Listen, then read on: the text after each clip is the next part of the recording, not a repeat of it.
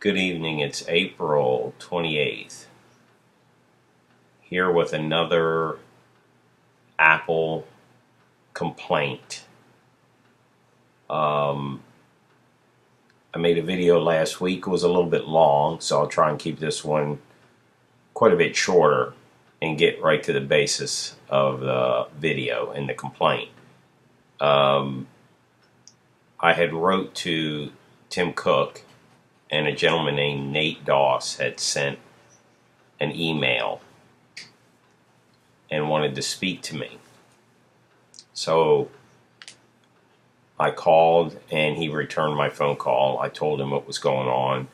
And of course, like most people, he apologized and said that the actions were unacceptable and he would look into the matter, give him a day or two. So in the meantime, I had sent him some information, and the following day he wanted receipts for all three of the iPhone 7 Pluses that we had purchased. The two that are giving us problems, my daughter's and my iPhone 32 gigabyte, and also the new one that at&t helped us get. So I had to contact at&t, got the information, and sent all that information to them. And I thought that we were finally getting somewhere and we were going to get this taken care of. But I really didn't think it was going to happen because it's an Apple employee investigating Apple employees. It's like politicians investigating politicians. We know where that ends up. So the following day he called and said, unfortunately, he had to stay with the position that Apple had already came to the conclusion of, that they weren't going to do anything about the phones. And that I could take it to an Apple store. And I tried to explain to him that's over a 200-mile round trip, and that costs time and money. And he said, well, I can connect you with technical support. I said, what for? For me to reset the phone again, which I've already done 6 times. So he basically did nothing and wasn't willing to do anything. But I asked him a simple question. I said, if you answer this question, I said, I'll leave you and Apple alone. I said, my daughter had an iPhone 6 for 25 months, never had these issues. Then she used my iPhone 6S for over 3 weeks while the phone went back and forth to California to be looked at. In that time, she didn't have any problems. She gets her iPhone 7 Plus back, and within 2 or 3 days, she's having the same problems. Connectivity freezing up. And I said, can you answer that question? And I said, also, her new iPhone, which she's had for a little over a week, has not given her any problems. She says it works fantastic. He says, I can't answer that question. I don't know why that's happening. Well, if you don't know why it's happening, why are you even on the phone? Then he has the nerve to say, well, you have a new iPhone. at&t got you a new iPhone. I said, I almost wanted to laugh at him. I said, at&t helped us.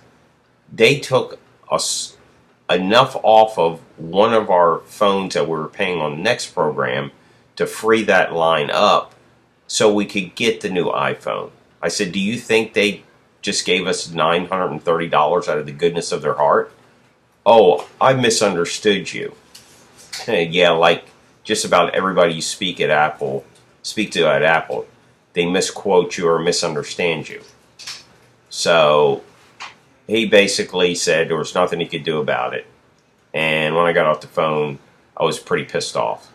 So I wrote him a long email. And he has the nerve to write me back and say, well, as we discussed in our conversation before, there's nothing I can do. I stand by Apple's decision. But if there's any help you need, you can contact me. What help?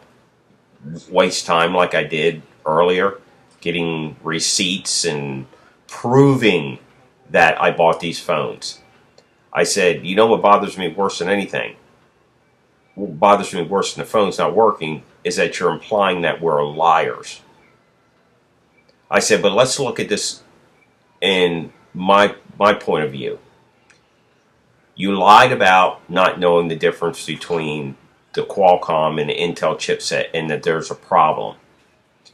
You lied about the phone freezing up, going to a black screen with a scrolling wheel, and then going to the lock screen. That article is on Apple.com, where other people are having the same problems. The documents that I sent for the first receipts from the when I talked to David Wright, those never went anywhere from the time I sent them. All they were was received by Apple. They never went to the right department.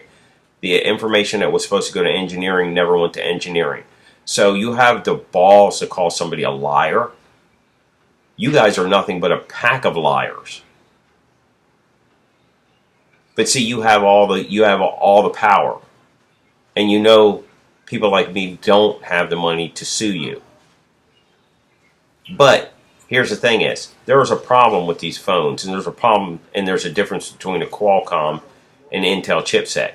Why people don't get together and form a class action lawsuit against their asses, I have no idea. It's like people are afraid of them. They're just a company. They're going to settle if you go after them.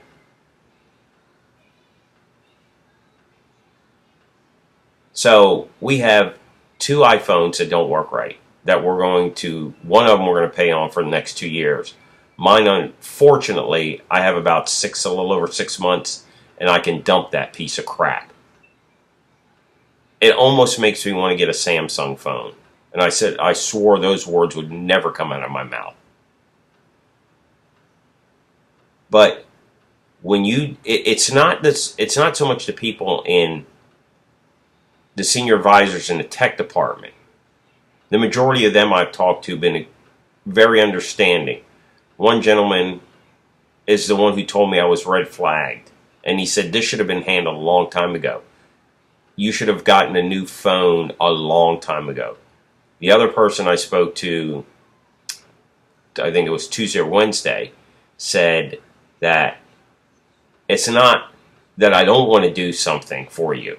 I do. He says, I can't do anything for you. In other words, his hands were tied. The majority of the people, the senior advisors in the tech department and the iOS department, it was up to them. This would have already been taken care of. It's the people in customer relations. You want to speak to rude, nasty people that cut you off and then have the nerve to ask you, well, what do you want me to do for you? What do you need? You know, and not in a nice way. Though that's the place you should call.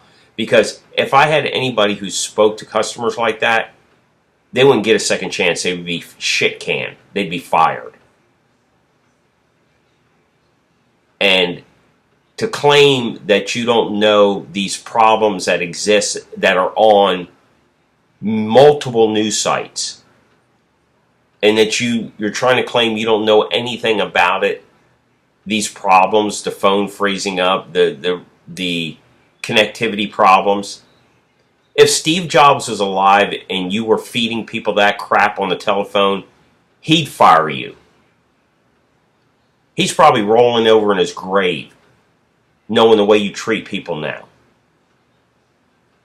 When he died, the company died. All it's about is money now. And the only way I can get at you guys is I'm going to keep attacking you, keep going after you on social media. Hopefully, eventually, it'll catch somebody's eye at Apple. Or either they'll say cease and desist with what I'm doing, or somebody will try and do something to help. I doubt that anybody's going to do anything to help. I've just come to that conclusion. This is not the same company that I started dealing with almost 8 years ago. So, people, if you're having problems with their newer phones, and also, it is a known fact that the phone I have, the 32 gigabyte phone versus a 128 gigabyte phone, is slower.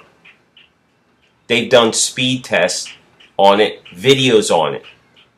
They slowed the 32 gigabyte phone down because they want you to buy the more expensive one.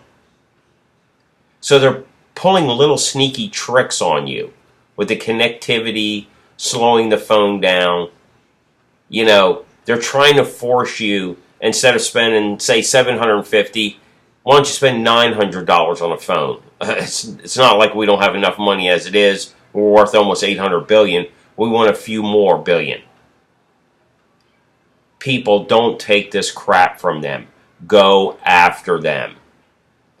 If I had more than just me, if we had 100 people, 50 people, enough to start a class action lawsuit against them, maybe they would think twice about doing this crap to people. And they're in a battle with Qualcomm right now, and probably the people who are going to suffer are the people like us. We're going to get the crappy end of the chipsets and the antennas that don't work right because they're fighting with Qualcomm. It seems like they fight with everybody. So, listen, don't take shit from them. Go after them, call them, hound them, use every form of places you can file complaints, Better Business Bureau, Consumer Affairs, the Attorney Generals, anybody you can, file complaints against them. That goes on public record, and they don't like people to see it. Once again, thanks for looking at my video. Have a good evening.